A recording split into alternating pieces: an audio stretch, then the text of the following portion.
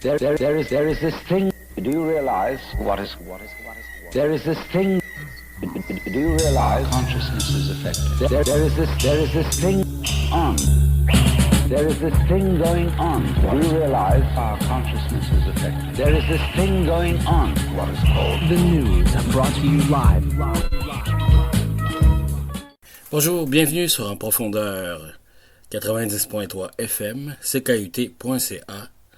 Aujourd'hui, nous allons entendre une conférence, en fait, les parties essentielles de cette conférence, intitulée Résistance et protection des territoires non cédés contre GNL, gaz naturel liquéfié, le projet GNL Québec, projet d'infrastructure, des usines de liquéfaction, de ports en eau profonde, de gazoducs sur 780 km et au-delà. Donc, résistance et protection des territoires non cédés contre GNL et au-delà, s'organiser sur le terrain et agir concrètement en alliance. Cette conférence était présentée le 4 juin 2020 avec Shannon Chief. Shannon est né et a grandi dans le clan des loups de la nation Anishinaabe-Algonquine. Elle milite en faveur des droits sur le territoire de la nation algonquine du bassin versant de la rivière des Outaouais. Elle est l'une des 13 membres du comité à but non lucratif de NABRO, ANOR de son sigle en anglais. La nation Anishinaabe a été historiquement confrontée aux défis environnementaux provoqués par les projets gazoducs, lesquels menacent sur le long terme les eaux, les terrains de chasse, les sources de médecine, les sites culturels sacrés et mettent en danger les animaux qui se retrouvent sans aucun sanctuaire pour se réfugier. En raison de la COVID-19, un fléau sanitaire menace leurs anciens et des nouvelles formes d'organisation sont en train d'être développées. Shannon Chief est également membre du Original People's Caucus, un comité national orienté vers le leadership autochtone des forums sociaux des peuples. Michael Paul, né à Mastayache, Michael Kwakwateo est un Nuchiminu, ou Innu du territoire, chasseur-cueilleur traditionnel des bassins versants du Pequot-Kami du Nitassinan, territoire traditionnel Innu non cédé. Il s'active depuis plusieurs années sur les lignes de front pour la défense du territoire. Il a été le porte-parole de l'Alliance Pequot-Kami-Innuatch, un comité Innu contre le barrage sur la rivière Wewatchuan, et aussi porte-parole du regroupement des familles traditionnelles chasseurs-cueilleurs Innuatch. Maintenant membre du collectif des premiers peuples défenseurs de la terre et des souverainetés ancestrales, il a milité dès le début contre le projet GNL et a organisé une manifestation en 2017 contre GNL avec des Innuatch de sa communauté des Alliés. Il est également un auteur-compositeur-interprète. Son nom d'artiste est Mike Paul Kwakwateo. Son dernier album, Origine, a été nominé aux Indigenous Music Awards et aussi aux Folk Canadian Music Awards. Ses chansons parlent d'agir pour protéger le sacré, la terre, également des souverainetés ancestrales décoloniales. Il a participé à l'écriture d'un texte du manifeste des premiers peuples avec plusieurs autres alliés autochtones qui ont donné leur vision de la souveraineté ancestrale avec le collectif Ichpetun-Tamun Chikwanu Assis pour la revue Liberté. Le projet de gazoduc et les usines de liquéfaction menacent directement les Nitassinan non cédés. Le gazoduc passera sur de nombreux territoires de chasse Innu et participera de nombreuses espèces animales et végétales en plus du transport de lourds méthaniers de gaz liquéfié dans le Pichitao-Ichech, le fjord. Ce gaz de fracturation n'est pas le bienvenu sur Nitassinan. La population de Mastayache a organisé une marche également contre le gazoduc en 2020 lors des mouvements de solidarité avec les Wet'suwet'en. Une entente préliminaire entre le Conseil de bande colonial de Mastayache et GNL a été négociée. Le Conseil de bande a créé un organisme Mamoaki avec le Conseil de bande Atikamekw et Algonquin pour négocier avec Gazoduc. Même une société par action a été créée, Québec Inc., avec 3 conseils de bande comme actionnaires. Dans le descriptif de l'entreprise, on note le rôle qui est de négocier du capital pour le gazoduc et des ententes de dédommagement des activités traditionnelles monétaires. Shanipiap. Shanipiap est une femme Innu de Matimakush, résidente de Wendake, artiste Innu Wendat ainsi que défenseur de l'environnement et des droits ancestraux. Vous pouvez la suivre sur la page Yeskonske, YESCONSKE. Merci infiniment Zola Street Art pour les illustrations. Aujourd'hui, vous entendrez la deuxième partie du montage de cette conférence faite pour CKUT. Fait que moi, je m'agenouille pas devant les chefs des conseils de bande. Parce qu'ils travaillent pas pour le peuple, ils travaillent pour eux autres. Ils travaillent pour les gens qui travaillent dans les conseils de bande. C'est juste leur argent à eux autres. C'est juste leur propre pouvoir. L'argent, c'est l'argent, c'est l'argent. Ils sont comme en grosse adoration de l'argent qui va rentrer, puis le gouvernement le sait comment ils sont à l'argent. Tu sais, les Indiens aujourd'hui, là, avant, ils prenaient beaucoup les bouteilles de gin, les bouteilles de bière. Maintenant, là, c'est pas ça qu'ils veulent juste de l'argent. Ils ont changé ça. Puis là, ce qui est arrivé à Wet'suwet'en, là, je vais en parler un petit peu, parce que je trouve que c'est triste. À Wet'suwet'en, là, les chefs des conseils de banque qui veulent engager des avocats pour contester devant les tribunaux, là. Et puis là, ils disent eux autres aussi, là, c'est que les chefs héréditaires, ils disent, veulent protéger les terres. Ils disent, c'est juste du traité du 19e siècle. Donc, tu comprends, c'est que là, ils veulent tasser, au fond, le ministre fédéral des Affaires indiennes, qui est Caroline Bennett, là, ils veulent la tasser. Pourquoi? Parce que probablement, il y a eu une entente avec Mme Bennett, avec les chefs héréditaires de Wet'suwet'en. C'est ça leur travail à eux, les chefs des conseils de banque, c'est d'éliminer les personnes autour des personnes qui veulent protéger les territoires ou les droits des Autochtones. Oui, peut-être que moi, je crois la loi sur les Indiens présentement. Oui, mais par contre, je sais que oui, c'est colonial. Mais je dis pas que la loi sur les Indiens est parfaite. C'est pas ça que je dis. Je dis que dans la loi sur les Indiens, il y a encore des droits qui ont été acquis. Puis ces droits-là, il faut les protéger. Par exemple, on a le droit d'aller chasser, on a le droit d'aller cueillir les fruits. On a encore le droit de protéger les animaux. On a le droit de dire, hey, ici, là, c'est mon territoire de trapage, c'est mon territoire de chasse. Mais présentement, quand ils vont accepter les Mashteuiash, là, puis les Nissipites, puis les Notashquan, quand ils vont signer l'entente de principe, à ce moment-là, qu'est-ce qui va arriver? Ben, ils sont tout en train de vendre nos droits à nous, les droits. Parce qu'ils sont en train de s'accaparer tout le territoire du Québec. Puis même le chef de Wendake, même lui, là, par rapport à GNL, quand je suis allée la dernière fois à la réunion publique, il m'a donné une copie sur l'histoire de GNL, du Saguenay. J'ai dit au chef, est-ce que c'est vrai ça? J'ai dit que les Wendat, là, j'ai dit, ils vont saccager le fjord du Saguenay. Est-ce que c'est vraiment vrai ça? J'ai dit que nous autres, là, j'ai dit, on va aller tuer les Bélugas. Là-bas, j'ai dit, sur le grand fjord du Saguenay. Puis c'est-tu vrai ça? J'ai dit, il y a d'autres poissons dedans. J'ai dit, il y a des bébés Bélugas aussi. J'ai dit, qui se tiennent là pour manger, pour grossir. Est-ce que c'est vraiment vrai ça? J'ai dit qu'on va faire ça. Nous, j'ai dit à Wendake. C'est que là, il m'a répondu, c'est pas nous autres ça. C'est pas nous autres ça. Il dit qu'ils vont aller détruire le fjord du Saguenay. Il dit, c'est les Inuits qui vont détruire tout ça. C'est ce qu'il m'a dit. Je vous le dis là, c'est ce qu'il m'a dit les Inuits. Il m'a dit, c'est les Inuits qui vont tout détruire là-bas. Fait que s'il y a des Inuits qui m'écoutent, j'aimerais tellement ça qu'on se réveille ensemble pour confronter les chefs autochtones puis de leur dire, vous n'avez pas le droit de vendre nos droits à nous. Notre droit d'aller chercher nos bleuets sur le territoire. Parce que là, tu ne pourras même plus aller chercher tes bleuets sur le territoire. Tu vas devoir y demander un permis de circulation à ton grand chef, Mashteuiash, puis Notashquan, puis Nissipites. Puis là, dans les documents, là, je ne sais pas si Betsamit est encore là, mais dans les premiers temps, il était là. C'est que je ne sais pas présentement s'il est encore là. C'est que je ne veux pas dire n'importe quoi là-dessus, là, mais je ne sais pas, il faudrait le voir. Fait que c'est toutes ces choses-là que moi, je voulais amener par rapport aux terres, aux rivières, aux animaux. Je pense à l'ensemble des gens qu'on vit tout ensemble ici, dans la province de Québec. On devrait tous lutter pour ça. Tu sais, il y a des gens qui ne croient pas qu'on a des droits autochtones. On les a, les droits, encore. On les a encore, les droits. Moi, je sais qu'on les a encore, les droits. C'est le droit de ne pas se faire taxer. Ils vont tous nous taxer, ces chefs-là. Tandis que le gouvernement, il a permis qu'on ne soit pas taxé à cause que les gouvernements exploitent les terres. Fait que ça me désole de voir comment qu'on est ignorant, qu'on lit pas assez tout le monde, qu'on s'instruit pas à lire et à étudier nos propres droits à nous.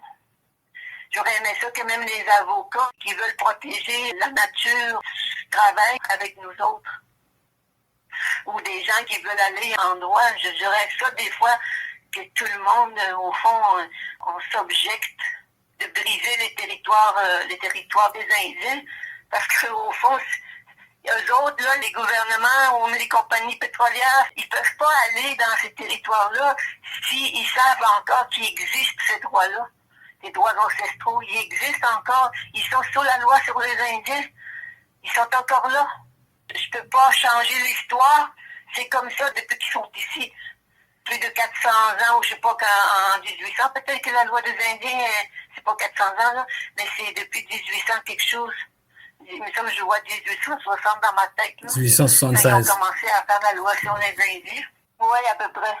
Fait que c'est ça qui fait que la loi, quand elle est là, tu sais, elle est là, on s'est battus. Nos pères, nos mères, ils se sont battus pour ça, pour que ces droits-là existent. Ils sont là. C'est des droits qui sont acquis. Puis il n'y a plus personne qui peut nous mettre dehors. Présentement, là, le gouvernement s'est arrangé pour que ce soit, au fond, nos propres conseils de banque qui nous mettent dehors dans nos territoires, qui nous empêchent d'aller pratiquer les droits ancestraux, d'aller pêcher, d'aller cueillir des plantes, même les plantes médicinales. Et ils vont tout exploiter. Tout ce qu'ils sont capables d'exploiter, ils vont l'exploiter. Ils vont l'exploiter au maximum. Au diable, nous autres, tu sais, au diable, les gens qui payent. C'est ceux qui voient les chefs autochtones présentement, qu'on peut devenir des super bons payeurs de taxes, mais dans les villages autochtones maintenant. C'est ce qui n'était jamais arrivé avant. Ça s'est jamais arrivé, ça. Mais moi, là, oui, je trouve que la loi sur les Indiens est là pour quelque chose pour l'instant. Si un jour, les gens sont capables de faire la souveraineté ancestrale, je me dis, ben tant mieux. Tant mieux si quelqu'un est capable de le faire un jour et que ça protège les droits. Mais présentement, il y a ces droits-là que nous avons, qu'on peut encore protéger, puis qu'on peut se protéger contre les chefs autochtones. C'est eux autres, nos adversaires présentement. C'est même eux, nos premiers adversaires présentement. Parce qu'ils font le travail des gouvernements. C'est eux autres les pions mauvais des gouvernements, les pions méchants des gouvernements. Ah oui, je suis vraiment... je suis fâchée. Je suis fâchée quand je vois... Je suis fâchée après les chefs, OK, c'est ça. Je suis fâchée après les chefs. Tous les chefs, comment ils sont niaiseux, comment ils sont pas capables de voir qu'ils sont pas tout seuls. Ils font ça juste entre eux autres. On oublie les gens dans une communauté. Pourquoi on les oublie? Parce qu'ils pensent que le monde dans les communautés sont stupides, tu sais. C'est ce qu'ils pensent. Ils n'ont aucun respect des gens dans leur communauté, ces chefs-là. Et puis eux non plus, ils ne méritent pas le respect non plus. Ils ne méritent pas le respect. C'est comme si quelqu'un voulait te tuer. Ben oui, parce qu'il tue. Il veut te tuer puisqu'on a le droit de vivre comme on est. Tu es Innu, ben tu vis tes droits ancestraux. Tu es Innu, tu es Algonquin, tu vis tes droits ancestraux. Tu es Cri, ben tu vis tes droits ancestraux. Puis toutes les communautés présentement, là, les Cris, les Algonquins, les Atikamekw, les Innus, les Naskapi, ils auraient dû travailler ensemble. Ils auraient dû former un gros groupe solide contre les gouvernements pour qu'on n'écrase jamais leurs droits à eux, leur droit d'être indien, le droit d'être un sauvage. C'est quoi un sauvage? Ma tante Anne, là, elle disait, je suis fière d'être un sauvage. Pourquoi elle disait ça? Tandis que les autres, ils pensaient, oh mon Dieu, elle est en train de se maltraiter, tu sais, mais c'est pas ça. C'est parce qu'elle voulait dire que c'est comme les animaux sauvages. Tu sais, ils vivent simplement dans le bois. Ou les fleurs sauvages. Elles sont belles, comme ça, dans la forêt. Elles sont naturelles. Tu sais, nous autres, on vivait naturellement dans le bois. Puis, c'était ça notre vie. Aujourd'hui, tout est changé complètement. Complètement. Regarde, le GNL, là, c'est une lutte, là. Le monde, il dit, là, c'est une lutte contre des changements climatiques. Mais les changements climatiques, ils ont un rapport avec les droits ancestraux. Si le gouvernement ne touche pas aux droits ancestraux ou ils ne sont pas capables de les toucher, ben, Il n'y aura pas trop de changements climatiques, en tout cas par ici, là. Mettons par chez nous. Parce qu'il y a encore tout le fleuve Saint-Laurent à protéger, le fjord du Saguenay, là-bas à Sept-Îles, la rivière Moisy, ou tous les lacs présentement dans le nord, que les compagnies minières présentement sont en train de tout exploiter. Ils explosent 3 montagnes présentement en Matoumécouche. Les gens là-bas, ils respirent du radon. Ils comprennent pas ça, qu'ils respirent du radon. Même le chef Réal Mackenzie, à un moment donné, a dit « C'est quoi ça, le radon? » En tout cas, s'il m'entend, là, moi je trouve ça niaiseux qu'un chef, il n'a pas été capable de se renseigner c'est quoi un radon. Un radon, tu peux rendre malade les gens. Fait que moi, si j'aurais été chef, j'aurais pas signé les compagnies minières là-bas pour protéger mon peuple, les enfants. C'est pour pas qu'ils soient malades. Il y a plein de choses présentement que les chefs, ils s'en foutent. Ils s'en foutent des gens qui vont être malades. Ils s'en foutent des gens qui n'auront pas d'eau fraîche pour le monde. Ils s'en foutent même pour les animaux, imagine. Imagine nous autres. C'est qu'à un moment donné, il faudrait qu'on apprenne à faire la part des choses. Les droits ancestraux sont là. On les a encore. Il faudrait les protéger. Il faudrait aller contre les chefs présentement. Parce qu'on ne pourra jamais détruire complètement les conseils de vente. Moi, j'en suis consciente de ça, là. On ne pourra jamais complètement les détruire. Parce qu'ils sont protégés par le Canada, par les gouvernements canadiens, même québécois. Tu sais, ils sont comme au-dessus de nous, là. C'est comme Goliath et David. Moi, je me sens comme un petit David, là, par rapport à eux autres, même par rapport au conseil de vente. Mais si on était plusieurs, puis même des fois, là, quand il y a des référendums, c'est ce qui est dangereux. Dans les référendums, là, il y a des choses qui sont pas faites d'une façon légale. Est-ce que tu peux nous parler un petit peu de la forêt du lac Moïse, juste avant de partir? Oui. Le lac Moïse, là, ben, ça, c'est une autre histoire. En tout cas, le chef ici, il m'a dit qu'il y a un moratoire sur le lac Moïse. Ils nous ont dit ça. Mais c'est pas vrai. Il y a eu des choses qui n'ont pas été claires pour nous, ici à Wendake. Puis, à chaque fois que je disais au chef, est-ce que tu peux nous parler de ce qui se passe au lac Moïse? Non, il n'en parlait pas. Jusqu'au moment où, bon, ça c'est une autre bonne affaire qui est arrivée, là, mais en tout cas, on a eu de l'aide pour comprendre c'est quoi qui se passe au lac Moïse, et je suis très reconnaissante de l'aide que nous avons eue. C'est un territoire qui est complètement dévasté. Ils ont coupé les arbres. Mais tu sais, les coupures de forêt, là, mais ça vient apparemment de chez nous ici, là, à Wendake. En tout cas, ça, je peux le dire, là. Apparemment, ça vient de ici. OK. Ben, si vous voulez voir aussi des informations là-dessus, là, c'est dans Yesconquin Facebook. Puis on en parle de ça, là, de la forêt Moïse. Est-ce que Michael ou Shannon, vous vouliez rajouter des choses avant qu'on discute plus ouvertement? Oui, j'aurais peut-être quelque chose à rajouter. Donc, c'est ça, très, très inspirant. Merci pour Shani Piap, là, très bons enseignements. Je voulais terminer, dans le fond, conclure avant la période des questions, et je ne prendrai pas beaucoup de temps. Dans le fond, ce qui est important de comprendre, c'est que je suis vraiment conscient de ça, parce qu'on est touché beaucoup de ce qu'elle a parlé, a parlé beaucoup d'éléments très importants, Shani Piap, a parlé entre autres de l'entente de principe, parce qu'il y a une négociation qui s'est faite entre les 3 conseils de bande, Natashquan, Mashtouiat, et Sipit, pour un traité colonial. Puis il faut comprendre qu'il y a une longue histoire. Tu sais, oui, j'écoutais aussi parler tantôt Shannon sur les conseils de bande. C'est une structure qui est coloniale, mais c'est vrai qu'à l'intérieur, il y a des bonnes personnes. Puis c'est vrai qu'à quelque part, il y a des gens qui ne voient pas d'autre issue. Mais moi, dans ma vision, moi, j'applique les souverainetés ancestrales avec ma famille sur le territoire. Et on s'enregistre pas au conseil, on prend rien, aucun permis, rien. Au début, le conseil voulait faire brûler notre campement, il voulait faire beaucoup de choses. Il a fait une plainte au ministère du gouvernement et on a même eu demandé qu'on lève le camp, démanteler tout. Finalement, on a répondu avec une lettre pour leur dire qui qu'on était vraiment, parce que ça fait avant la loi des Indiens qu'on a un lien avec la terre. Moi, j'ai toute l'histoire orale de ma famille, écrit aussi, qui date d'avant 1876, l'Indian Act.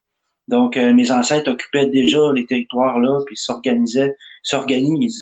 Donc, quand elle parle du Innu et tout, je suis vraiment d'accord avec elle qu'il faut protéger ces droits-là qu'on a toujours vécu dans le territoire, le concept de vie, la manière qu'on vit, tout, c'est très important.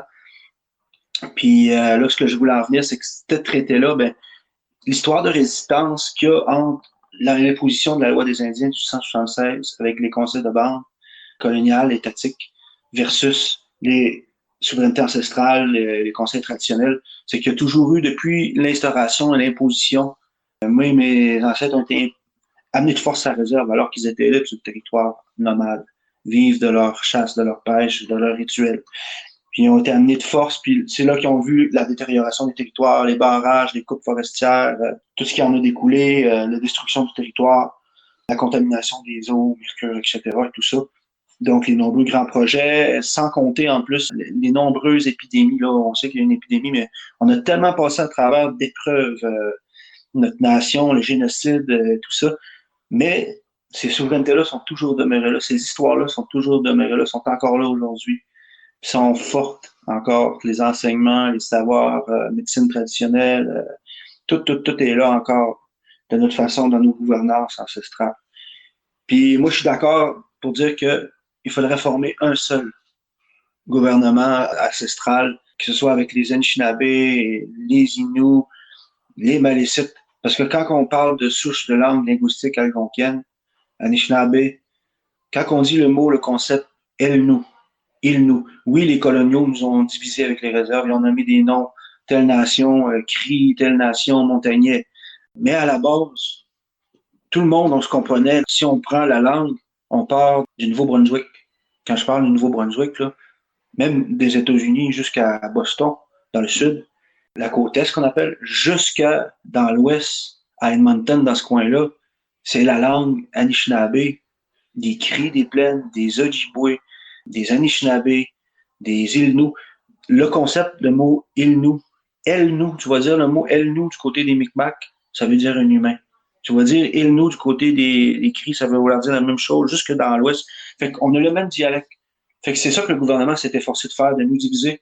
Fait que, dans le fond, c'est déjà là, les souverainetés ancestrales. Tu sais, si tu regardes les conseils traditionnels des maisons longues, si on va chez les Kanyengaga, Ganyenke, il y a beaucoup de communautés à travers le monde qui existent des traditions ancestrales qui sont gouvernées de façon ancestrale, puis qui font des actions pour protéger leur territoire. Si on prend le Chiapas, Mexique, tout ça, il y en a plein. Si on prend exemple du côté des Wet'suwet'en, du côté aussi des Métalliques, Monsieur Métallique, les districts là, du côté Micmac traditionnel. Donc chez nous aussi, ça fonctionne comme ça, des clans traditionnels. Fait que c'est vraiment important de voir la différence entre ces deux modes-là. Fait que c'est incompatible, dans le fond, le système traditionnel avec le système capitaliste. C'est peut-être été un choc entre les deux cultures. Ça a été très difficile pour les communautés parce que dès le début, il y a toujours eu des tensions entre les conseils de bande coloniale puis les conseils traditionnels. Ça date pas d'hier, les luttes qu'il y a dans les communautés. Je suis pas le premier à parler contre ça, Shanipiap non plus, à se défendre les droits ancestraux, tu sais, comme si on peut les appeler comme ça. Parce que il y a une longue histoire de résistance dans ma communauté. Qu'on parte, juste l'exemple, elle parlait du traité qu'on va tous devenir des petites Inuassi comparables à des municipalités. Tout ce qui est de l'ensemble des Nitassinan va devenir de juridiction québécoise. C'est de ça qui était parlé dans l'entente de principe qui ont signé en 2004 avec 3 communautés, Natashquan, Mashtoyas puis Sipit. Ce qui est important de comprendre dans cet enjeu-là, c'est que ça va toucher vraiment tous ces droits-là. Puis les aînés, eux, en 2000, se sont vraiment opposés à ça. Ils ont déposé une pétition même de plus de 250 aînés qui ont déposé une pétition même devant l'Assemblée pendant qu'ils négociaient, les chefs. Ils ont dit, même une sociologue de la Belgique qui a fait un travail sur ça, sur un livre qui a été écrit, puis il y avait une coalition Kawimau, Awimu, je sais plus, c'est quelque chose comme ça dans la communauté, ça va me revenir dans ma mémoire, mais c'est une communauté de femmes qui parlent, 250 aînés qui ont déposé une pétition, qui ont dit, c'est assez, monsieur le chef colonial, les territoires, c'est non négociable. Vous avez pris le terrain de nos ancêtres, vous les avez mis sur papier, vous les avez négociés illégalement. Donc, cette lutte-là a perduré depuis longtemps. T'sais. Ces anciens-là ont parlé, les voix des anciens, les autres ont parlé depuis le début. C'est vrai qu'il y a du bon monde dans ce système-là, dans les conseils de bande, mais à un moment donné, il va falloir se rassembler puis aller vers le vital, parce que si on regarde, là, on s'en va vers un mur, un précipice. C'est ça l'écocide. Là. Le modèle actuel qui est proposé par le conseil de bande, puis quand je dis un conseil de bande, je n'implique pas tout le monde, c'est un chef qui prend la décision avec 6 conseillers. Chez nous, ils ont été votés par 8%. Donc, c'est souvent des oligarchies qui travaillent malheureusement avec les compagnies pétrolières, gazières, minières, forestières, avec les gouvernements, dans le fond. C'est des autorités gouvernementales, ils font des extensions du fédéral. Donc, ils travaillent pour assimiler. C'est ça le rôle de la loi des Indiens. Mais c'est vrai qu'à l'intérieur, on a des pratiques qui ont été gagnées. En 82, le droit de chasser, le droit de cueillir, parce qu'il y a des cases que des chasseurs traditionnels allaient en forêt puis se faisaient jeter en prison. Puis là, il n'y avait pas le choix d'aller en cour, fait qu'ils se défendaient. Puis c'est vrai qu'on a acquis des droits contre la cour légalement, mais ces droits-là découlent même de plus longtemps avant les coloniaux, depuis des temps immémoriaux millénaires. Fait que c'est pour ça que moi, je trouve important, comme Jean-Pierre le disait, qu'on se rassemble avec tout le monde, puis qu'on trouve le moyen de se rassembler aussi avec les alliés, tout le monde, pour protéger là, ces valeurs-là, les territoires, parce que c'est ce qu'on respire. C'est important pour nos générations futures, pour notre survie même, l'envoi même de notre survie. C'est un modèle-là, même Sitting Bull il disait, quand le dernier arbre a été coupé, la dernière rivière empoisonnée, alors tu pourras te rendre compte que l'argent ne se mange pas. Ça a l'air banal, ça a l'air niaiseux comme prophétie, mais c'est tellement valide aujourd'hui, c'est que c'est une impasse aujourd'hui, on est à la croisée des chemins. Fait que moi, je souhaite que tout cœur, que les gens puissent prendre conscience aujourd'hui, pour les générations futures, les 7 prochaines générations, il faut changer. Puis il faut reconnecter avec la Terre, plus dépendre de l'ère du pétrole. Moi, j'ai débuté un projet chez nous, je reste à l'année dans mon territoire, à mon campement. Donc, on mise sur l'autosuffisance. Là, on a opté pour des panneaux solaires, exemple. Donc, on essaie le plus possible de minimiser les impacts. On utilise les canaux là-bas, donc le moins possible d'essence. Donc, éventuellement, on veut faire une transition vers totalement là, avoir le moins d'impact possible. Toujours, on essaie toujours de s'améliorer. Donc, c'est un peu ça, les futures actions que je souhaite qu'ils puissent avoir sur le terrain. Les mobilisations avec tous les alliés, même avec cette pandémie là, qu'on voit actuellement, je pense qu'il y a des possibilités d'avoir des alliances puis des possibilités d'action parce qu'on en a grandement besoin. On a besoin de jeunes sur le terrain, on a besoin de gens.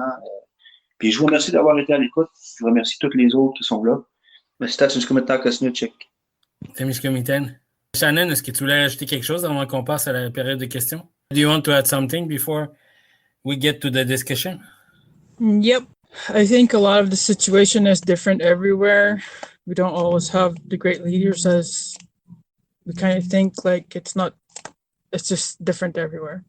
I know back home in my community, the chief stands very well with the people, and that only began the day that we stopped what we call a trilateral agreement between the Quebec government and our people, really a bilateral agreement they call it. How that came to happen was that they were going to make the chief sign an agreement so that they can have tree cuttings and all that. But what they didn't know too was that if they were to sign it, Quebec would have went in and there's nothing we can do to stop them from doing things with the territory like mining and all these different things. They would have totally destructed. So those are kind of the things that I can understand what Senator Pip says about, we cannot go to treaty, but not all treaties are the same thing. There's agreement, treaty are two different kind of things. Agreements are like what they plan to do for a short term or medium term kind of thing.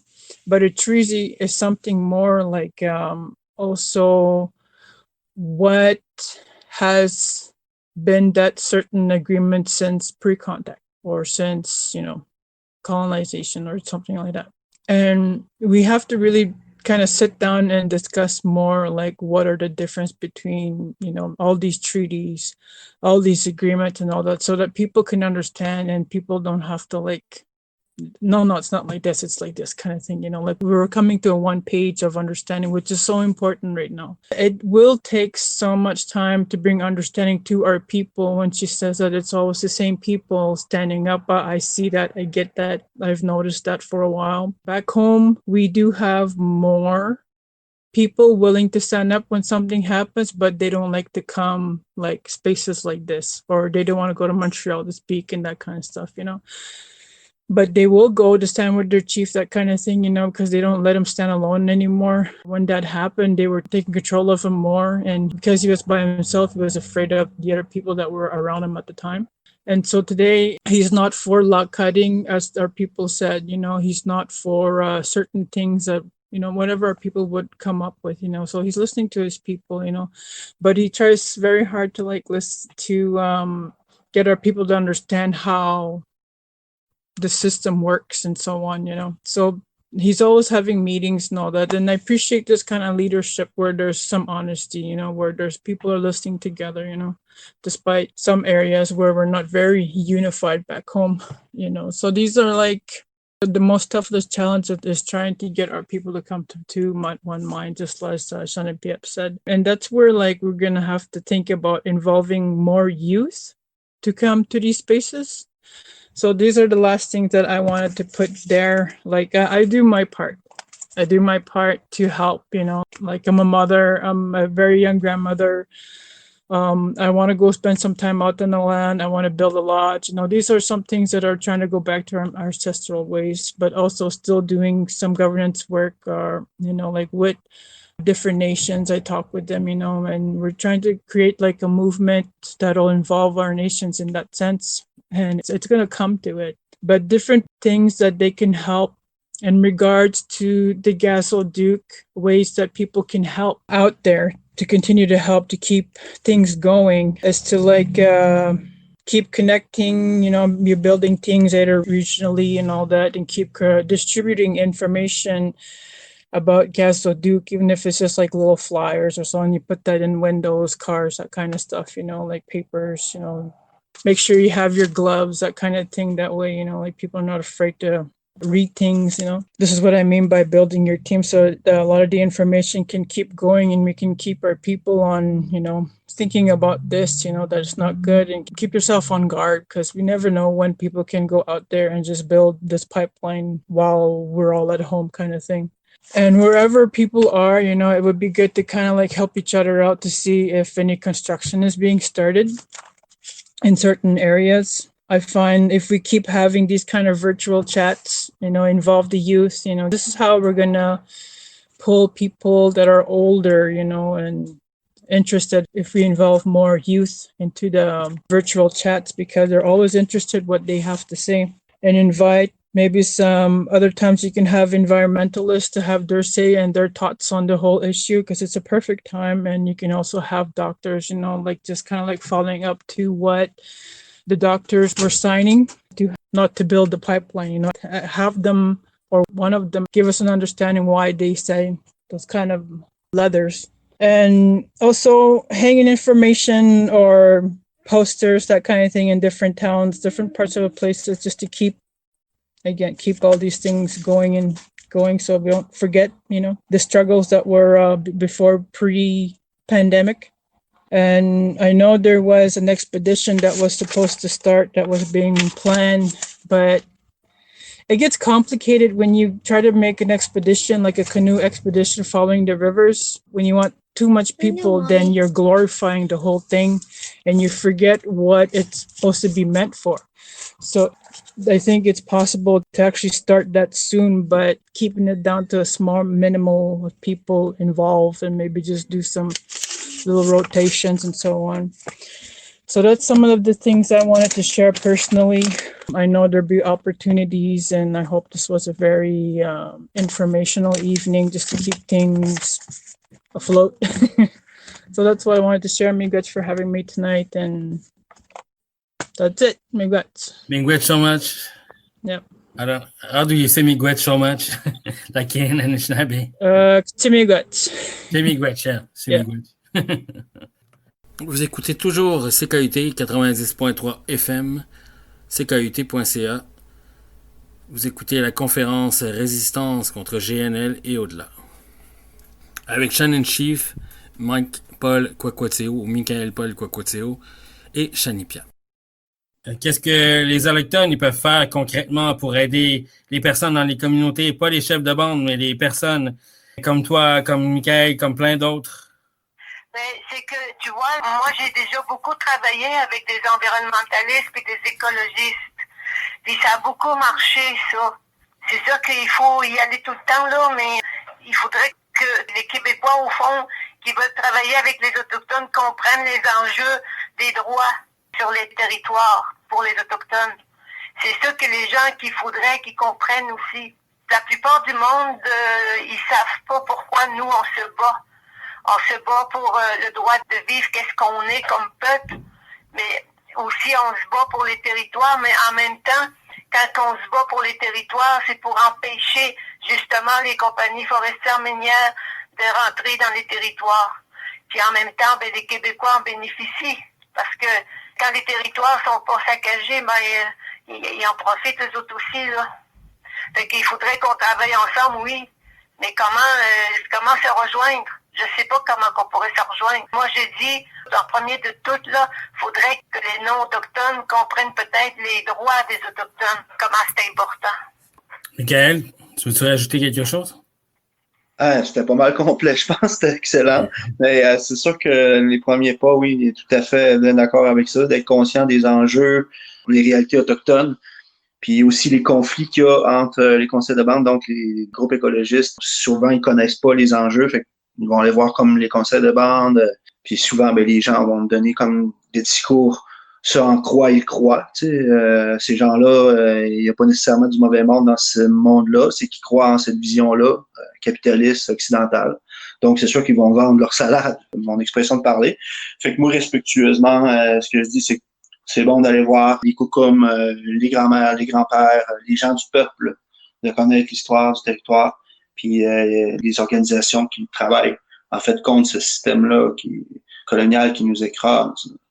Donc, c'est important, c'est un bon point. Puis comme on fait là, des webinaires actuellement, c'est sûr qu'on pourrait tenir peut-être des événements, éventuellement en territoire. Ça pourrait être intéressant. Je sais pas, tu sais, on parlait tantôt d'un coin de forêt, Moïse.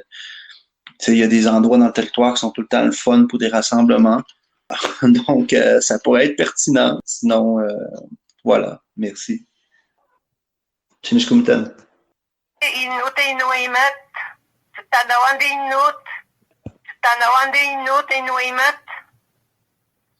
C'est ça, moi, que je déplore tout le temps, parce que quand il y a des représentations comme tu fais présentement, là, il n'y a pas souvent des Inuits, là, qui sont là.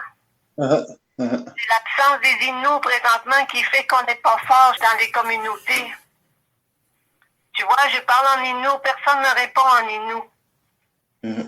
Moi, je suis très reconnaissante des gens non autochtones qui travaillent avec nous pour sauver la planète. Mais si les gens de nos communautés sont pas là, ça peut pas nous aider. Puis je trouve que chez les autochtones, on n'est pas beaucoup à se battre pour nos droits autochtones. C'est ça que j'ai dit tantôt, à cause de l'autonomie gouvernementale des chefs là, qui veulent qu'on les adore comme des grands dieux là, puis qu'on s'agenouille devant eux, puis qu'on leur donne tous nos droits, puis qui veulent en faire comme ils veulent. Ben c'est ça qu'il faut refuser les Inuits. Mais ils sont pas là. Ils sont pas là pour comprendre ça. Comment qu'on peut s'aider entre Inuits si on n'est pas là? Comment qu'on peut s'entraider si nos propres gens sont absents ou ils s'intéressent pas à nos propres causes? On peut bien essayer de sauver la planète ensemble avec les non-autochtones. On peut le faire. Mais nous autres, par exemple, on n'existera plus après. Parce que nos chefs nous auront vendus. Ils auront vendu. Mais s'ils nous vendent, ils vendent aussi votre droit de vivre sur une planète propre. De l'eau à boire. Ça prend de l'eau propre, potable. Mais si toutes les compagnies pétrolières, forestières, pétrolières, ils rentrent dans les territoires indiens, ils ne peuvent pas avoir une terre propre. Ils ne peuvent pas avoir de l'eau propre, potable. Là, on est comme à peu près, on dirait, dans nos derniers milles, là. Parce que là, on est prêt de les voir signer avec les gouvernements, les chefs. Tu sais, puis j'appuie le mot signer, là, parce que c'est ça qu'ils vont faire bientôt. Ils signent les droits des gens, présentement, des Indiens qui vivaient proches de la nature. Je sais qu'ils ont effacé la dette de négociation au conseil de bande Maliotenam, dernièrement. Là. Oui. Ouais. Fait que c'est clair. J'ai entendu parler de ça, par exemple. Mais ce que je sais, les Inuits de cette île, Maliotenam, Mastéouiache, tu vois, ils ont reçu des gros montants d'argent encore des compagnies forestières, je pense, c'est ça. Ils ont reçu des milliards et des milliards de dollars. Quand les Indiens vont voter le code de citoyenneté, là, ça veut dire, comme moi, par exemple, ici à Wendake, je vais devenir une bonne citoyenne de Wendake. Puis je vais payer mes taxes ici à Wendake. Puis j'aurai plus mes droits, là, mes droits que j'avais avant. Parce que c'est le conseil de bande qui va devenir mon roi, mon gouvernement. Puis si je m'agenouille pas devant lui, ben, il va pouvoir me mettre dehors, comme je l'ai dit tantôt. Mais ça, les gens, ils s'en rendent pas compte. Ils s'en rendent pas compte que ce qui est en train d'arriver aujourd'hui. C'est comme la grenouille là, qui est dans l'eau chaude, là. Hein? Qu'est-ce qu'il fait? Ben, il est en train de bouillir, puis il sait pas. Là, il meurt. C'est ça qui est en train de nous arriver présentement. Puis le gouvernement canadien, là, il sait ce qui est en train de se débarrasser des Indiens présentement. Tu regarderas à travers le Canada, là, il y a plein d'Indiens présentement qui signent le code de citoyenneté. Ça veut dire que c'est les conseils de bande qui vont donner des codes, des règlements. Ils vont être capables de faire leurs propres règles. Ils vont être municipalisés ici, partout. Ils vont devenir des villages municipalisés. C'est l'autonomie gouvernementale. Ils n'auront plus leur carte indienne non plus à travers le Canada. Avant, on pouvait sortir du Canada pour aller aux États-Unis juste avec notre carte indienne. Maintenant, on ne sera plus capable de le faire. Parce qu'elle ne vaudra rien, la carte indienne. Aussi bien, là, quand on va savoir qu'ils ont signé Machteoyash et Sipit, l'entente de principe, là, aussi bien de jeter toutes nos cartes tout de suite, nos cartes indiennes. Parce que on ne sera plus des Indiens. Même ici à Wendake, quand ils vont signer le code de citoyenneté, aussi bien tout de suite de jeter nos cartes indiennes, on ne sera plus des Indiens. Il y a plein de monde présentement qui achète des voitures à l'intérieur de Wendake pour sauver leurs taxes. Ben, ce ne sera plus un droit, ça, là, ça va être terminé bientôt. Tout le monde s'arrange pour avoir des privilèges. On les avait, les privilèges. Mais là, ils veulent devenir des citoyens Wendat. Les gens, il y a des gens, là, il y a des personnes qui veulent devenir des Wendat. Ils veulent avoir le code de citoyenneté parce qu'ils pensent qu'ils vont être indiens. Maintenant, ils ne seront plus indiens. Ils n'auront plus des cartes indiennes. Ils ne seront pas identifiés comme indiens. Parce que n'importe qui va être adopté ici à Wendake. Même là, il y avait, là j'ai rien contre les Noirs, là, mais il y avait une Noire qui travaillait au conseil de bande. Puis là, elle a dit, je suis allée, il dit, à Wallinac. Puis là, il dit, présentement, ils font le code de citoyenneté. Puis il dit, même moi, ils vont pouvoir m'adopter. Ça veut dire n'importe qui va pouvoir être identifié Wendat ou Innu, mais ce ne sera plus quand même des Indiens. C'est juste de nom, Innu ou Wendat, mais ils n'auront plus des droits. Michael, tu veux rajouter quelque chose là-dessus? Oui, tout à fait, tu as bien raison. Les codes d'appartenance ont commencé à rentrer aussi avec le conseil de bande d'Odanak, Machteoyats aussi. Donc, ils mettent des règlements pour devenir statués sur la réserve. Comme exemple, demeurer 1 an, résider sur la réserve pour pouvoir être là. Il y a toutes sortes de nouveaux règlements. Tous ces règlements-là découlent des ententes d'autonomie gouvernementale. C'est toutes des tables d'autonomie gouvernementale parce que le Canada, en matière d'autonomie gouvernementale, a complètement changé sa politique. Il a tout effacé les dettes de négociation parce qu'avant ça, dans les négociations, il faisait un emprunt. Donc, on avait comme accumulé 30 millions, 40 millions de dettes, le conseil de bande, pour la négociation de l'entente de principe qui a été signée en 2003 pour en venir à un traité. Ils ont négocié comme 30 ans, donc ils ont accumulé des dettes. Toutes les tables au Canada ont été effacées. Donc, il y a une nouvelle stratégie qui a été amenée.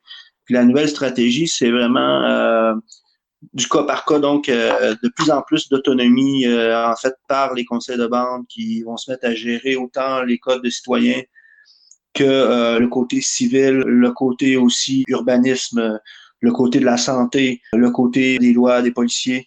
Donc, toutes ces lois-là, fait que c'est clair que les autres, ils ont commencé aussi chez nous à imposer, si on veut, payer les services publics. Donc, ça augmente à chaque année, l'eau, les poubelles, tout ça. Donc, dans d'autres communautés, ils ne payent pas ces services-là.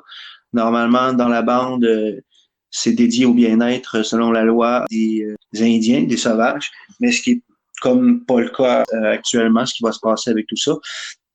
Fait que c'est sûr que là, il y a des modifications par rapport à ça partout, là. Puis là-dedans, ce qu'il faut comprendre, c'est qu'ils modernisent les lois, nos droits, pour les moderniser, puis ils deviennent carrément dans la Constitution.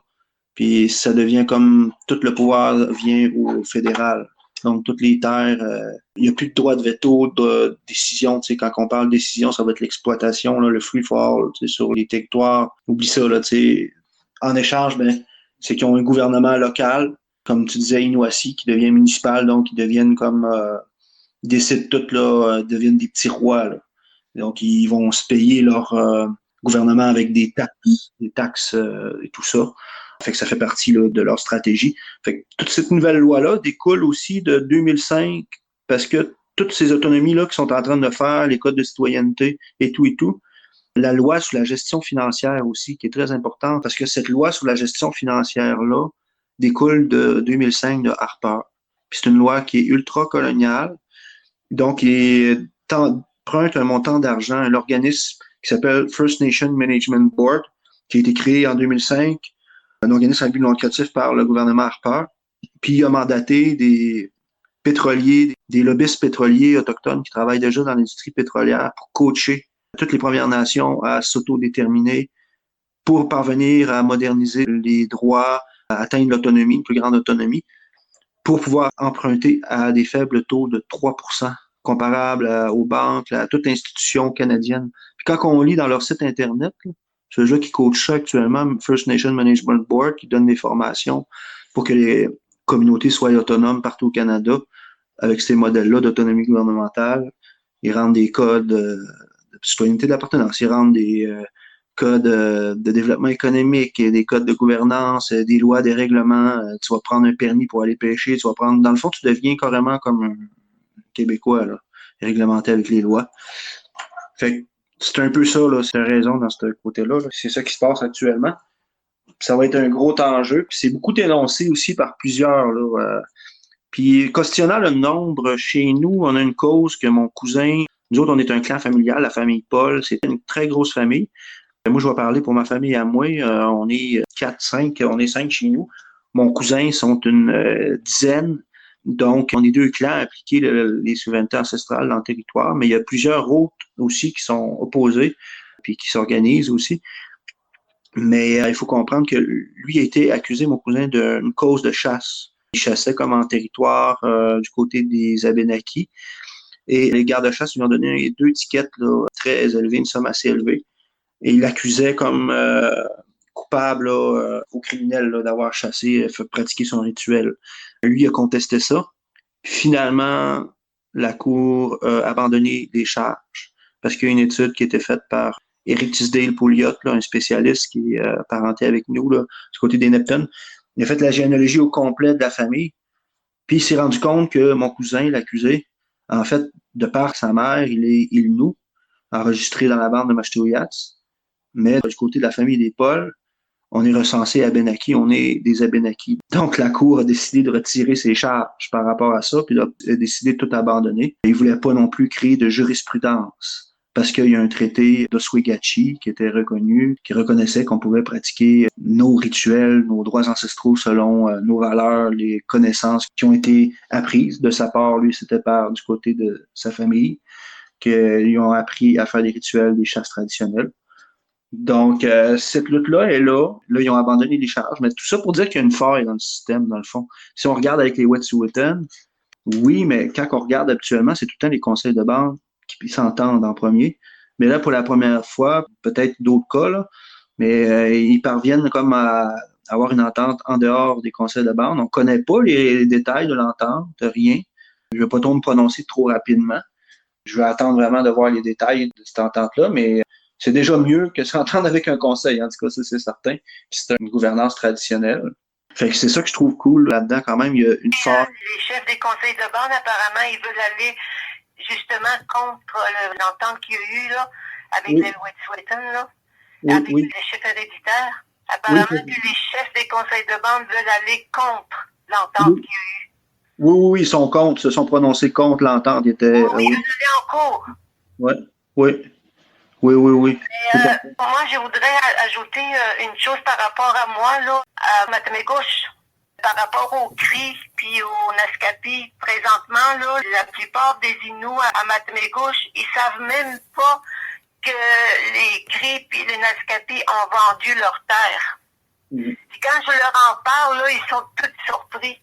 Puis non, c'est pas vrai. Même les cris, les jeunes cris, quand on leur dit qu'ils ont perdu leurs droits ancestraux, leurs titres aborigènes, au fond, là, parce que ça, c'est pas un terme que tu aimes, je sais, Michael, mais le titre aborigène, pour moi, c'est comme le droit d'être le premier occupant, là, sur les territoires. Fait que eux autres, ils sont indiens, mais dans les documents qu'on a lus, là, en tout, c'est 40 ans. Après 40 ans, là, le gouvernement leur donnera plus aucun montant d'argent qui va arriver du fédéral. Puis ça va être pareil ici pour le code de citoyenneté. Dans 12 ans, là, il n'y aura plus aucun argent du gouvernement fédéral qui va arriver du fédéral. Même pour ceux qui signent présentement, là, Noteshquan puis Masturiash. Comment qu'ils vont faire pour survivre au niveau éducation, au niveau... OK, je vais continuer, là. Comment ils vont faire pour recevoir leur montant d'argent? Parce que présentement, c'est le gouvernement fédéral qui donne les argents pour que les Indiens survivent dans les communautés. Au niveau de l'éducation, au niveau médical, tu sais. C'est tout ça qu'il faut penser. Quand tu signes le code de citoyenneté, là, c'est comme si tu t'enlevais de tous ces privilèges-là que tu avais de recevoir ces montants d'argent-là. Puis là, ben, c'est eux qui vont commencer à nous taxer parce qu'ils vont devoir faire vivre leur conseil de banque. Au fond, on va devenir plus pauvres qu'avant. On va devenir encore plus pauvres. Là, je ne vais pas juste penser à ma survie à moi, là, quand je dis ça. Je pense aussi à la survie des terres, des rivières, des animaux. Je ne veux pas juste penser à mon bien-être, là. C'est pas ça. C'est pas pour ça que je dis ça, mais c'est important de le dire. Quand l'argent du gouvernement, il sera plus là, ça va être très difficile pour les Autochtones. C'est ça que je voulais rajouter. Puis il y avait une question aussi, est-ce que vous êtes au vent de la pétition de Coalition Fjord? Ça, c'est une autre question qui était dans le chat. Oui, j'ai signé ça, moi. Oui, je l'ai vu, la pétition Coalition Fjord. C'est difficile pour nous de s'adresser à un gouvernement. Exemple, dire pour notre position en étant Innu, pour ma part, Innu, puis aussi descendance à Benaki aussi du côté des deux nations. Mais moi, j'ai grandi dans le territoire ici. Mon père, nation Innu. C'est difficile dans notre situation. Notre territoire n'a jamais été cédé. Le gouvernement, moi, je ne considère pas comme le goût comme étant mon gouvernement. Puis, à demander quoi que ce soit de stopper un projet. Mais je trouve ça intéressant. Là. Mais ça prendrait peut-être une pétition adaptée pour les Premières Nations, pour les premiers peuples. Vraiment adaptée pour nous, parce que nous autres, on n'a pas notre gouvernement. Moi, c'est pas le goût. Moi, c'est le créateur en haut, la Terre. C'est pas le goût qui est le maître de la Terre, là, tu sais, ultime là, de l'univers. Excusez-moi d'être peut-être impoli. Là. Moi, c'est l'univers qui est... C'est les lois de la Terre, les lois de l'univers, les lois qui sont toutes là, qui sont présentes là. Donc, c'est ça. Voilà. Tu veux rajouter quelque chose, Shani Pian? Non, mais je suis contente de ce que vous avez fait ce soir. Je voudrais vous dire un gros merci. Merci, Michael, d'avoir été là et d'avoir bien expliqué ton point de vue. Puis même Shannon, là, merci beaucoup. Puis si vous pouvez continuer encore à nous aider, les non-autochtones, à nous appuyer, au fond, le fait qu'on se bat contre nos conseils, parce qu'au fond, c'est les conseils présentement qui nous barrent nos droits à nous. En barrant nos droits à nous, ben, ils vous barrent vos droits à vous aussi. Parce que vous avez le droit aussi d'avoir un droit paisible et en paix pour vivre sur une terre propre, de boire de l'eau fraîche, potable pour vos enfants, pour vous et pour nos enfants aussi. Fait que les droits autochtones, le gouvernement le sait. Ça a toujours été ça son problème. Le gouvernement canadien, il a toujours voulu éteindre les droits des Indiens parce qu'il ne pouvait pas exploiter comme il voulait. Il ne pouvait pas envoyer. C'est comme avant, là, on avait des arpenteurs OK, on avait des arpenteurs qui venaient chez nous dans les réserves autochtones, puis ils arpentaient les territoires des Indiens, les territoires de chasse, les territoires de trappe. Ils venaient les arpenter. C'était des espions des gouvernements. Aujourd'hui, là, les arpenteurs, c'est nous chefs des conseils de bande. C'est eux autres, les outils arpenteurs des gouvernements présentement. Ils arpentent les derniers territoires qui restent, les territoires vierges comme au lac Moïse ou d'autres territoires présentement. Et je voudrais aussi dire que à Matagouche, là, où je vis, c'est ça que je voulais en venir, c'est que les Naskapi, là, puis les Cris, ils ont plus de droits, au fond, ils ont plus de droits, ils les ont vendus leurs droits. Ils ont vendu leurs droits, leur titre d'aborigène, le titre de premier occupant. Ils l'ont vendu. Mais les Matagouche, eux autres qui sont là, ils les ont pas vendus. Mais on les ignore. On les ignore complètement. Ils vivent dans leur territoire, mais c'est comme s'il n'y avait pas de territoire. Ils sont sans droit et sans terre. C'est ça. Puis là, il faut pas que ça arrive aux autres aussi présentement. Il y a d'autres communautés présentement qui peuvent être sans droit et sans terre. Puis le gouvernement, il s'en fiche. Il s'en fiche, il s'en balance. Tout ce qu'il veut, c'est exploiter puis faire de l'argent. Aux dépens de tout le monde. Aux dépens de vous aussi. Aux dépens de nous. Bon, merci beaucoup. Puis si on peut se reparler de vive voix quand COVID-19 va finir de nous couper de la vie, là, on va pouvoir peut-être se reparler plus tard. La vraie vie, là, c'est d'être ensemble. C'est d'être avec nos familles. Faut pas oublier ça, qu'on ne doit pas nous couper la vraie fraternité entre humains, entre frères de toutes les couleurs. Faut pas oublier ça. C'est ce qui arrête pas de faire le gouvernement, de nous diviser, de diviser le monde entier présentement. Il nous divise. Et en plus, il arrive toujours à nous diviser comme il veut. Comme il veut. Il fait qu'est-ce qu'il veut. En tout cas, merci beaucoup. Maintenant, tu vas me terminer New Year. Yame, Michael. Pourquoi tu yame? Tu nous commandes, mais si tu nous commandes, il y a tout les piches. Témiscamingue, à toi d'y avoir participé, puis on se reparle bientôt. Tu m'amènes Romier, bonne nuit. On va continuer, je pense, un peu. Oui, puis, toi, oui, il faut continuer, Christian. Ah bon, on va continuer en général, ça c'est sûr. Je parlais pour la soirée de ce soir. Oui, c'est pas juste pour nous, pour nos droits, c'est pour tout le monde. Mm-hmm. On a le droit de vivre tout le monde, puis d'avoir la sécurité dans nos vies, entre familles. Oui. Bon, on n'a pas fini de faire la guerre. Notre guerre à nous, là, c'est les conseils de bande présentement. Mais ça, c'est une question. Qu'est-ce que nous, on peut faire par rapport au conseil de bande? Aidez-nous à peut-être comme tu fais, toi, là, présentement. Aidez-nous à ce qu'on comprenne tout le monde. C'est quoi les droits? C'est quoi les droits ancestraux? C'est quoi les droits des Indiens? C'est quoi la loi sur les Indiens? C'est quoi, qu'est-ce qui est arrivé dans ces années-là quand ils ont fait ça? Tu sais, il faudrait qu'on comprenne ça. Puis c'est quoi la servitude? La servitude, là, c'est le droit de passer où tu veux à travers tes terres. Tu l'as, la servitude. Tu l'as gagné, ça. Mais présentement, ils veulent nous l'enlever, la servitude. Puis ils prennent les chefs pour nous enlever la servitude de passer comme on veut dans nos territoires. Nous, quand on va dans les territoires, c'est pas pour briser, c'est pas pour saccager, c'est pour vivre simplement dans le naturel. On est des naturels, on vit simplement, c'est tout. On n'ira pas exploiter là-bas pour faire de l'argent. Là, comme à Wet'suwet'en, là, les chefs des conseils de bande, ils ont commencé à dire aux Indiens là-bas, c'est juste des Indiens du 19e siècle. Ben oui, j'espère que c'était des Indiens du 19e siècle. C'était des gens qui vivaient naturellement, simplement. Aujourd'hui, les Indiens du 21e siècle, c'est tous des Indiens à cravate, puis ils veulent tout vendre, puis ils veulent juste de l'argent. Ils sont pourris, comme des pommes pourrites. Et voilà, Okay. la fin de l'histoire. On pourrait se reparler, au fond. Toutes les gens qui étaient là ce soir-là, écoutez-nous pas juste ce soir. Écoutez-nous encore, et encore, et encore. Ouais, vous pouvez entre autres écrire à alliancemamo@riseup.net, puis on va garder contact.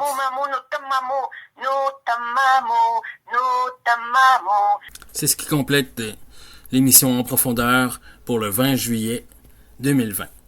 Si vous voulez réentendre cette conférence, vous pouvez vous rendre sur Alliance Mammo en construction sur YouTube ou sur le Facebook de Alliance Mammo en construction.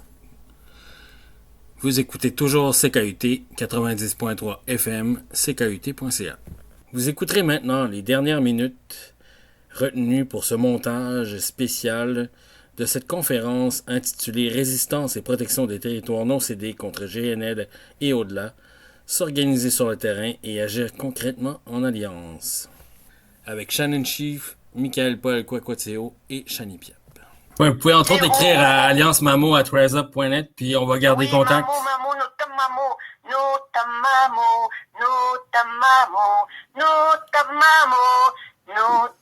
bon, on va chanter là. C'est ça qu'il faut, c'est la joie de vivre, c'est ça qu'il nous faut, la joie de vivre dans les communautés. Il n'y a pas juste des problèmes dans les communautés, là. C'est ceux qui vivent pas naturellement qui nous créent des problèmes et qui fait qu'on vit pas naturellement. Moi, je suis très confiante au peuple. Je suis confiante au peuple. On voit pas ce qui se passe. C'est tellement agréable quand on va dans les communautés autochtones. Ayez pas peur des Indiens. Allez voir le peuple. Mais allez pas dans les conseils de bande. Allez vers les gens. Vous allez voir, c'est des gens simples. C'est des gens joyeux, même s'il y a des problèmes parfois difficiles à voir à cause de l'alcool et la boisson. Mais c'est tous des gens heureux pareil. C'est des gens qui aiment la vie, qui apprécient la vie. C'est des très bonnes personnes. En fait, une des choses qu'on peut faire, d'ailleurs, nous autres, en tant qu'Allochtones, c'est d'arrêter de donner la parole au conseil de bande. Parce que souvent, les écologistes, surtout les gros groupes, les ONG, tout ça, ils revirent tout le temps leur micro vers les conseils de bande plutôt que de donner la parole aux gens qui sont invisibilisés par les conseils de bande, comme vous, par exemple. Oui. Il faut pas leur donner de l'importance. Mm-hmm. C'est vraiment ça, là. Faut pas leur donner de l'importance. Parce qu'ils sont pas importants à nos yeux. Il y a une chose que... Qui les honorent, là, ou qui les rendent un grand hommage, là, c'est juste parce qu'ils tournent autour de l'argent. C'est juste parce qu'il y a des jobs. Il y a une Moi, chose j'ai que... pas de job dans les conseils de banque, mais jamais eu, là. Mais j'ai jamais rien demandé non plus dans les conseils de banque. J'ai été capable de vivre toute seule sans les conseils de banque. Peut-être quand j'étais jeune avec ma mère, là. Mais c'était différent dans le temps. Les conseils de bande, ils existaient dans le temps pour aider les communautés. Les conseils de bande, présentement, là, c'est des... Comment on appelle ça? Un animal qui a plusieurs pattes. Un tentacule. Les conseils de bande, présentement, c'est des tentacules. Êtes-vous là? Oui, on est là, Pierre. Oui, c'est des tentacules. Tu sais, c'est comme quelqu'un, une paille, là. Ils mettent leurs pattes partout, là, juste pour aller se chercher des subventions. Des tentacules, leurs tentacules, et c'est des recherches de subventions. Ouais. Ils vivent de subventions. Puis il y a trop d'organisations aussi qui disent représenter des causes qui font ça aussi. Puis il y a les gouvernements qui font ça tout le temps parce que c'est leur définition. Puis tout ce monde-là, ça travaille ensemble. Hein? Oui, fait qu'il faut, comme dirait quelqu'un, un pissenlit, je pense. Passons le bâton de parole au peuple. Là. Ouais. Mais il faut pas juste donner la parole au peuple. Il faut aussi que ce soit concret, qu'est-ce qu'on fait. Ça, c'est clair. Que les conseils de banque aient peur de nous. Parce que présentement, ils n'ont pas peur de personne. Ils font ce qu'ils ont à faire. Ils savent qu'ils sont puissants présentement avec l'argent que le gouvernement leur donne. Ils savent. Ils se foutent du monde, comme je te dis. Mais il faudrait qu'à un moment donné, là, qu'on soit tellement nombreux contre eux autres, là, qu'ils n'aient peur. Moi, c'est ça que je veux. Mais comment leur faire peur? Il faut s'unir sur ces bases-là. Arrêter de se baser sur les choses qui, justement, vont dans leur sens. Genre, penser comme on a pensé ce soir avec vous autres, en lutte contre ces organisations-là qui nous détruisent puis qui détruisent les territoires. Plutôt que de penser avec eux. Parce que plus souvent qu'autrement, c'est ce que les gens y font. Y compris les gens qui disent représenter des causes. Michael veut parler. Attends, je vais juste finir comme ça. C'est pas le temps de se débarrasser de la loi des Indiens parce que même eux autres, c'est ça qu'ils veulent faire. Ils veulent se débarrasser de la loi des Indiens parce qu'ils savent que le peuple est protégé présentement à cause de la loi sur les Indiens. C'est pour ça qu'ils veulent s'en débarrasser de la loi sur les Indiens. Michael, tu veux ajouter quelque chose? Oui, dans le fond, ce que les gens aussi comprennent pas comme réalité aussi souvent, c'est que même au sein même des communautés, c'est difficile la mobilisation parce que C'est des régimes, des petites communautés, tout le monde se connaît. Le seul employeur, 80% des emplois sont au conseil de bande. Il y a une espèce d'écart grand de richesse avec les gens. C'est pas tout le monde qui peut travailler et qui ont les salaires. Puis c'est pas nécessairement, il y a eu beaucoup de problèmes aussi. On a vécu des traumatismes intergénérationnels à travers les pensionnats. C'est pas assez évident, tu sais, avec 150 ans de génocide. C'est très difficile. Ce qui fait en sorte que quand on veut s'opposer contre le conseil, on s'oppose contre ça, ben, inévitablement, on s'oppose contre un cousin, contre quelqu'un qui est parenté. Tout le monde se connaît dans la communauté.